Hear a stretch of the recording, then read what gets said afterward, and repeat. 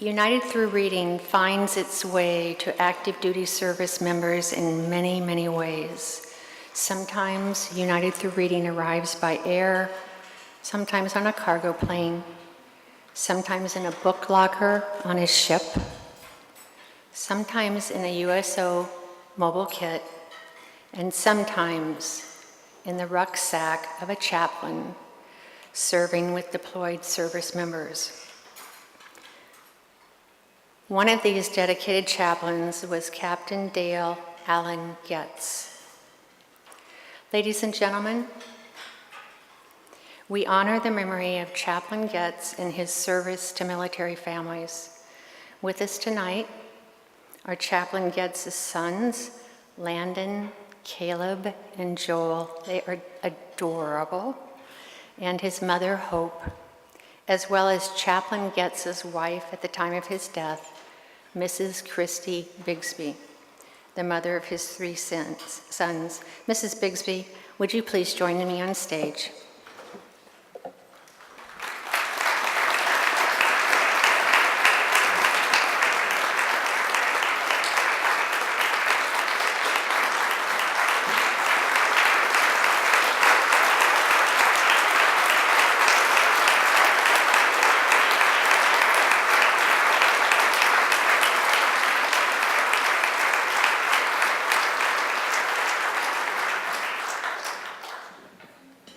Thank you. It is an honor to be here tonight. Thank you for taking time to remember our fallen hero, Chaplain Dale A. Getz. Dale was a faithful husband, a loving father, a loving son, a caring chaplain, and a dedicated soldier and friend. He enjoyed hunting, fishing, playing with his sons and reading to them, and spending time with us. Dale first served in the U.S. Air Force in communications at Buckley Air Force Base from 1986 to 1990. Once completing his 4 years of service, he attended Bible college where we met in 1991. We were married in 1994. He then went on to seminary and upon graduation moved to pastor a very small church in White, South Dakota, just north of Brookings, before joining the U.S. Army in 2004 as an Army chaplain. While serving in the Army, Dale was assigned to Fort Lewis, Washington with 166 Infantry, where he deployed to Mosul, Iraq in 2005 for a 1-year deployment. At the time, we had 2 little boys. His next assignment was in Okinawa, Japan, for 3 years with the Air Defense Artillery. His last assignment was to Fort Carson in Colorado Springs, Colorado, where he deployed to Kandahar, Afghanistan in 2010 with 166 Infantry. While serving as a chaplain, Dale was active in getting to know his troops and providing them with supplies to keep in touch with their families.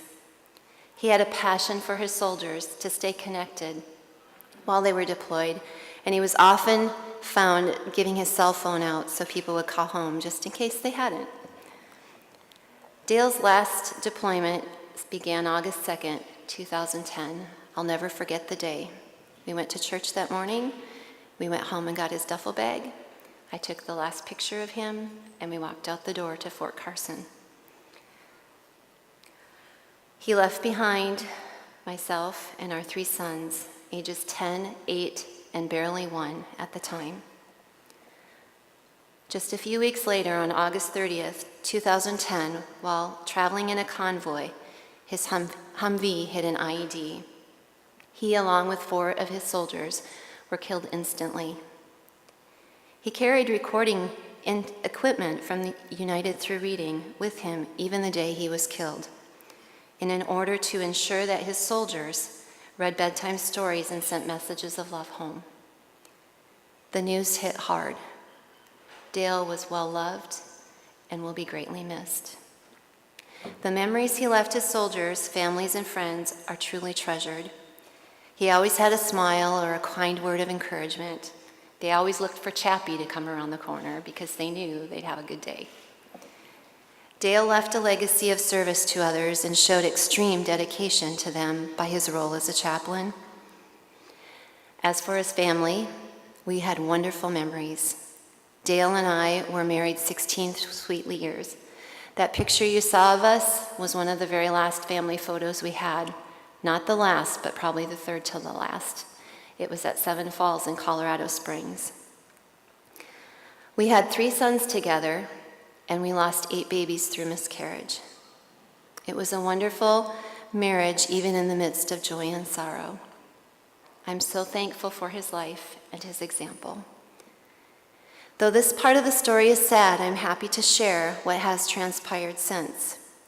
Dale said he would want me to remarry if something ever happened. I hesitated because he was a gem, and there's no one like you, babe.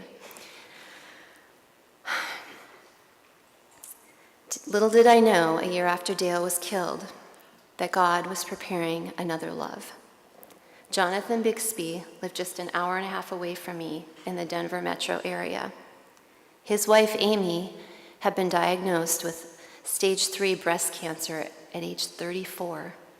She had 6 children at the time. The day she was diagnosed, she also found out she was pregnant. On August 19th, 2011, almost a year to the day after Dale was killed, Amy died and left behind her husband with 7 children, 14 and under. In May 2012, I was invited to a birthday party by the pastor's daughter, who did Dale's funeral on Fort Carson. I had prayed that God would drop someone in my lap if he wanted me to remarry, because I was over 40 and I wasn't going to go looking. Well, he did, and John and I were married on October 5th, 2012. Now I'm a Gold Star wife with another wonderful husband, and I'm a mother of 10 children, all under the age of 17. 7 boys and 3 girls. Thank you for honoring our hero tonight and allowing my 3 sons, Landon, Caleb, and Joel, and Dale's mother, Hope Getz, to be part of your evening.